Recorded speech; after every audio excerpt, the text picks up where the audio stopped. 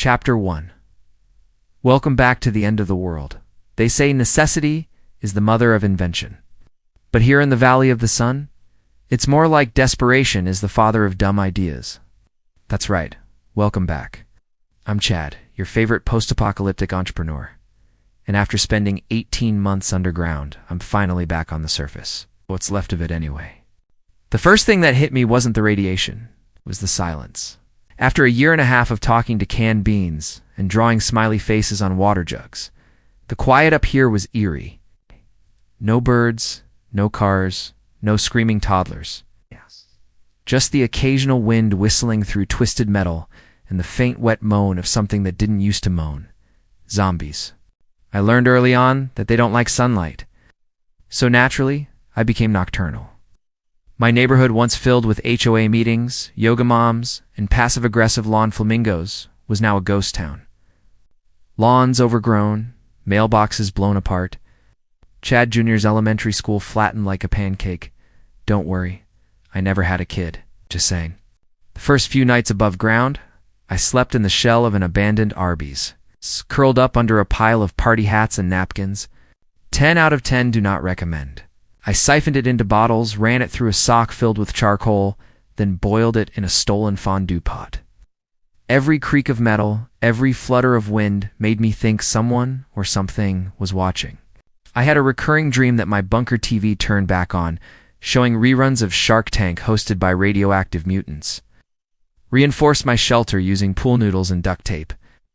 You'd be amazed what you can accomplish when your only entertainment is not dying. I watched one pry open a garage door with a tire iron.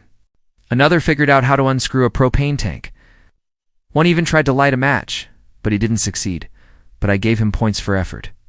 Inside, I loaded up on canned food, batteries, socks, and most importantly, glitter. Yes, glitter. If I had to fight off a zombie, I did it with flair. My machete sparkled. My backpack had LED lights. I was a walking beacon of defiance and questionable fashion. In this grim new world, it became my calling card. It took me 3 days to gather the courage to move beyond my block. Dirty hoodie, twitchy eyes, and a wild plan to rebuild society from scratch. The zombies were slower than I expected, but not stupid. I started journaling. Day 5. 8 cold SpaghettiOs. Again, I considered adding glitter to it for variety. Day 7. Saw 3 zombies arguing over a discarded fanny pack. Society's still got potential. I missed people. Even bucket. By week 2, I'd found a semi-reliable source of water. A broken backyard fountain that still gurgled when it rained. Nights were the worst, so I stayed busy. I mapped my surroundings. Started a compost heap. Then came the turning point. I found an abandoned Costco. It was barely looted maybe. People thought the giant steel building was cursed. I turned survival into performance. On the 1-year anniversary of the bombs falling, I lit a single candle and toasted a Spam can with a Sharpadon smiley face. Cheers to capitalism. Even now, you live. That's when Bucket showed up. He looked like a raccoon who'd learned to talk. He insisted we work together. I declined. I defended myself with a broom. He left. But the seed was planted. Society could be rebuilt, not by idealists, not by scientists, by me, the opportunistic entrepreneur. And with that, I stepped into the future. A future of glitter, spam, and profit. Welcome back to the end of the world. Chapter 2. A can, a spam, and a dream. By week 3, I had grown tired of cold beans and existential dread. That's when I found the cart. Yes, that cart. A rusted metal shopping cart with one wheel that squeaked and another that spun like it was auditioning for a Broadway number. But it had promise. It was reinforced with zip ties, duct tape, and hope. It became my makeshift vehicle, my Chad Corp mobile command unit. Patent pending. Burned out suburbia, overgrown medians, the occasional road sign melted into a puddle of irony. With my new ride, I set off into the horizon, or what was left of it. Then I saw it. A dusty shell of a building with faded signage, Harriman's Grocery and Deli. The front doors had long since been smashed in, but the place smelled preserved. I rolled my cart inside, machete at the ready, and glitter on my cheeks for morale. Shelves stood like weary soldiers, half empty, half full, depending on your optimism level. Like the apocalypse had hit pause right as someone was stocking aisle 4. I scavenged the essentials: beans, corn, questionable jerky. Then I saw it. A glorious pyramid of dented, misunderstood meat. I plucked a can from the pile, cradled it like a newborn. "You're my ticket out of irrelevance," I whispered to the spam. I began hosting live spam labeling sessions. Bring your own Sharpie. There were spam-offs, where folks competed to decorate the most outrageous label. I sat in a lawn chair throne where I held court over meat and nonsense. A woman named Blair drew a spam with wings and called it angel meat. It's because in the end times, survival isn't just about calories, it's about branding.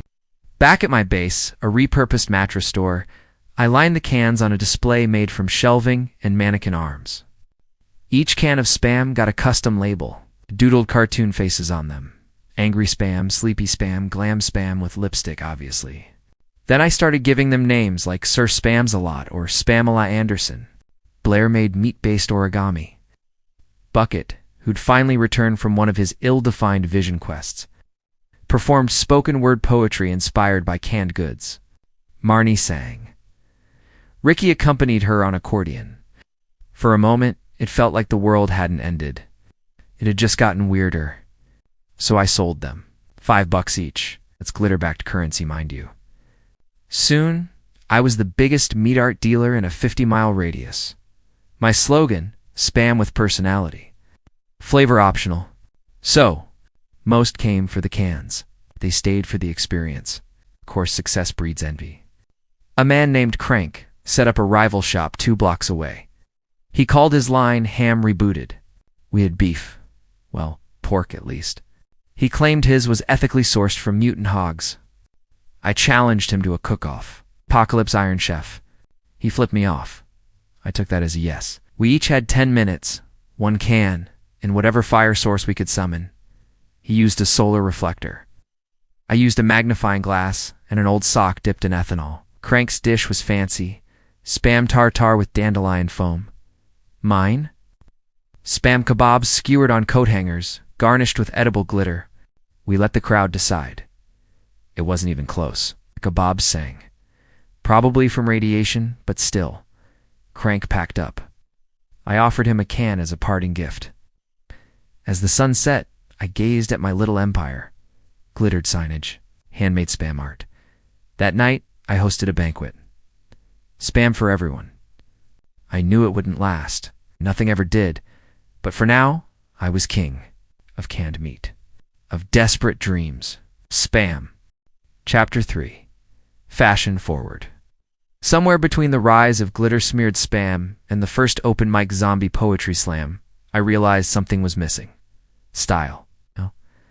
I wasn't just surviving, I was becoming a brand. A brand needs fashion. So, enter the hazmat suit. It wasn't actually a hazmat suit. Safety was dead. But fashion? Fashion had just mutated into something feral. It was, in fact, an industrial-grade trash bag with holes cut for arms, legs, and a dramatic cowl neck. I found it stuffed in the back of a beauty salon next to melted curlers and a half-melted wax warmer. It rustled when I walked, which I decided was a feature, not a flaw. After duct taping the seams, I stenciled a giant neon green biohazard symbol across the back and spray-painted the words Chad Tech across the front. The look turned heads, rotting or otherwise. A group of survivors camped in what used to be a Forever 21 stopped me one morning. They were desperate for protection, both from the elements and from the viral soup that passed for air. I told them they were in luck, had exactly what they needed. Limited edition, custom-designed biohazard onesies. All I had to do was make them. Over the next 48 hours, I raided abandoned costume shops, paint stores, and one very unlucky Halloween spirit outlet. My designs were crude but compelling. Imagine.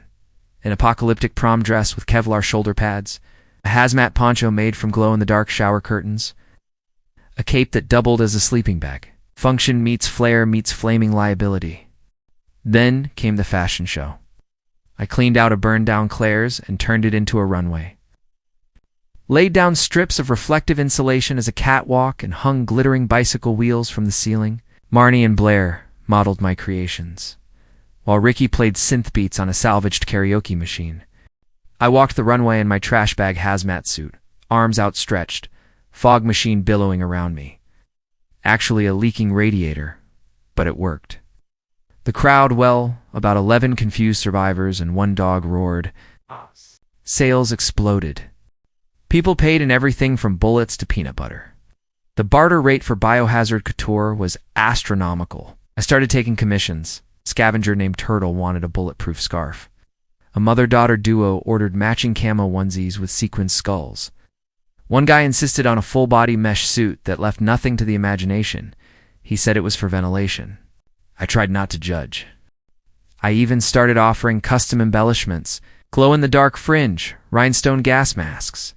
One woman requested a flamethrower sleeve. I gave her a flamethrower sleeve. It mostly worked. Word spread fast. Soon survivors from the next town over were making the trek to my storefront, a collapsed tanning salon I'd rebranded as the Radiant Ragdoll. I set up a fitting station near the broken stand-up booth now used to hang scarves, and offered complimentary mood glitter with every purchase. Of course, with fame comes risk. One night, I came back to find someone had ransacked my workshop. Fabrics torn, paint spilled, my signature stencil bent. Scrawled on the wall in red lipstick. Fashion is dead. I took it personally. I doubled security. Marnie built an alarm system using a fishing line, tin cans, and one very territorial squirrel named Dante. It only went off once, but the intruder lost a boot and possibly part of their dignity. The next morning, I launched Chad's House of End Times Elegance. I handed out punch cards. The 10th hazmat onesie was free. I even offered repairs. Now, with 60% less flammability. I started hosting weekly style clinics, where I taught survivors how to upcycle their gear for maximum protection and pizzazz. I became part couturier, part cult leader. One afternoon, a caravan rolled into town. 5 wagons, each piled with textiles, tattered mannequins, and an old sewing machine powered by a solar rig. Out stepped Valentina Vexa, former fashion influencer, who claimed to have dressed half the pop stars pre-blast. She wore a fur coat made of possum pelts and demanded a fashion duel. I accepted. The battle was fierce. Our models strutted side by side in the ashes of an old strip mall. Her designs were elegant, regal, intimidating. Mine were wild, improvised, full of fire. We ended in a tie. She offered to collaborate, stitch together a joint line. Vex and Chad. Apocalypse chic. Her aesthetic met my insanity. Together, we made gold, or at least sequined nylon that sparkled like gold. I couldn't stop, wouldn't stop, because deep down I knew the truth. In a world full of ash and ruin, a man in a glittered hazmat suit isn't just selling clothes. He's selling hope. And hope, my friends, is very, very profitable. Chapter 4. Going Viral. After the glitter settled and Fashion Week or Fashion Hour came to an explosive end, I noticed something was off. People weren't looking at me with the same wide-eyed awe. The biohazard onesie, once a symbol of survivalist glam, now blended into the drab radiation-tinted landscape. I was losing my edge. And in the apocalypse, irrelevance is a death sentence. Then it hit me. Visibility. If I couldn't be loud, I had to be viral. Now you might be wondering how one goes viral in a world without functioning Wi-Fi, working satellites, or even consistent electricity. Easy. You make noise. Literal, actual noise. So I built the Apocalypso Blaster hybrid of a busted megaphone, a solar radio, and parts from a singing greeting card. I duct-taped it to the top of a gutted Vespa and rigged a PA system that looped my new anthem. You can't spell biohazard without hard. I started touring the ruins of strip malls and overgrown suburbs, blasting my jingle while passing out glitter-covered flyers for Chad's emergency boutique and disaster wear depot. It worked for a moment. A small crowd gathered. Survivors pointed and smiled. Kids laughed. One lady threw a can of beans at me, but in this economy, that's applause. But then came the competition. A buzz moved through the survivor network. Someone else was making waves. Not with trash bags or spray paint, but with actual charisma and a working camcorder. Her name was Nova, just Nova. She wore a tattered denim, black lipstick, and had a mutant pet iguana named Credit. Her thing? Survival tutorials. Calm, practical, maddeningly well-lit tutorials. How to make fire without a lighter? How to tell if water will kill you? How to fend off raiders using only a frying pan? Boring. Yet the people were hooked. My audience started to dwindle. Fewer eyes on me, fewer glitter orders. One of my loyal customers, Ronnie, actually said the unthinkable. "Have you seen Nova's water filter tutorial? Changed my life, man." Changed his life? My fashion line had glitter-infused mosquito netting. Nova didn't even offer bedazzled gas masks. Desperate times, desperate measures. I pulled a classic move from the influencer handbook: fake sponsorships. Big thanks to my friends at Totally Real Pre-Apocalypse Pharmaceuticals for hooking me up with this non-radioactive face mist. Use the code CHADISALIVE for 10% off your next barter. Spoiler, there were no sponsors. There was no code.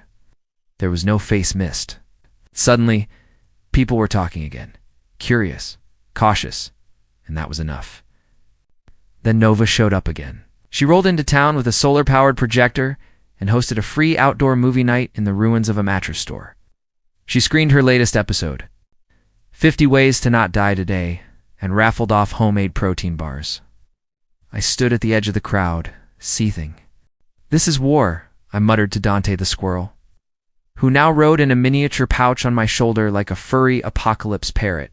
I countered with my own live event the next night, the Sparkle Safety Spectacular. I performed DIY survival skits with sock puppets. Each sock had a name: Prepper Pete, Luton Lucy, and Zombie Carl. We reenacted scenarios like what happens when you drink mystery puddle water, or why you should never trust a guy named Bucket. The crowd was lukewarm. But then, I revealed the finale. The world's first glitter-bombed gas mask, launched from a potato cannon. Boom. Nova clapped. Actual clapping. Then she walked up to me after the show and said, "You're insane, but you're good at this." No sarcasm. "You too," I said, "for someone who doesn't even believe in sequins." We shook hands. A truce, maybe. A collaboration. Who knew? Either way, I'd survived another day as the apocalypse's premier influencer. Fame, after all, is fleeting. But glitter, that stuff sticks forever. Chapter 5. Strategic Alliances. After Nova and I shook hands under the flickering string lights of her projector rig, I realized something important. Collaboration might be the new currency. Sure, trust was dead. Morality was on vacation. But alliances? Alliances were trending. And so began the era of partnerships. My first strategic alliance wasn't with Nova. It was with Frank the Fixer, the man who claimed he could repair anything except apparently his reputation. Frank had recently fallen out of favor after he allegedly fixed a generator that promptly exploded, took out a chicken coop. But I saw an angle. I approached him with a proposition. "Let's offer bundled services," I said, standing in what used to be the Home Depot parking lot.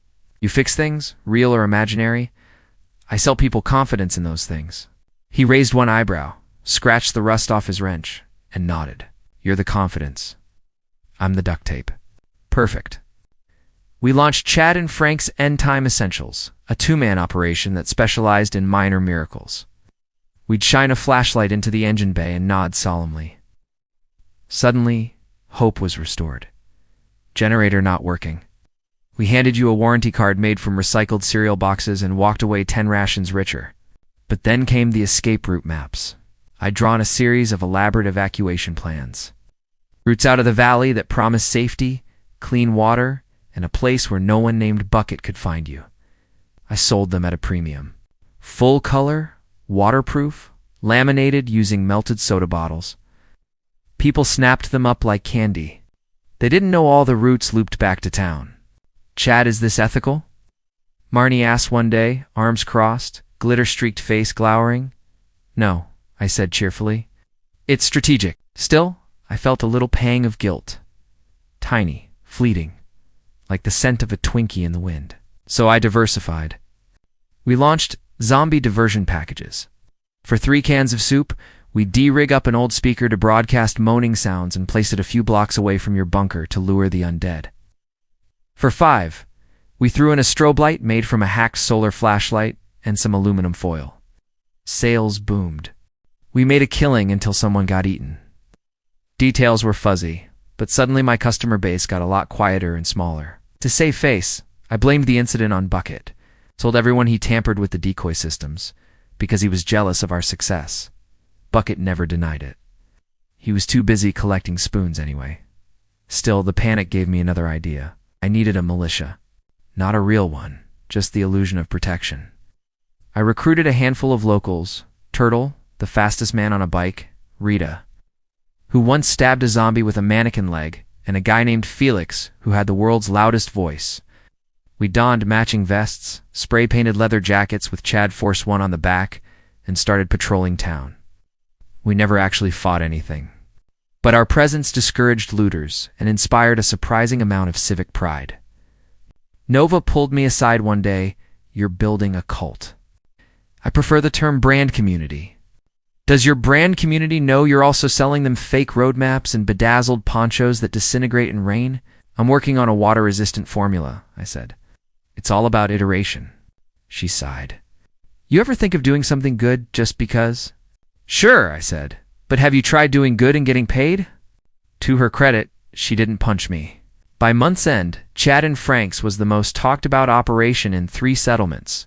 Our logo, a duct-taped fist holding a wrench and a sequin, was painted on 5 walls, 2 carts, and 1 extremely confused goat. And yet I knew this was just the beginning. Strategic alliances were like band-aids in the apocalypse. Temporary, sticky, and mostly there to stop things from bleeding too much. But hey, stick enough together, and maybe, just maybe, you could patch something real. Don't forget to like, share, and subscribe, and I'll see you soon. Dummy, yeah.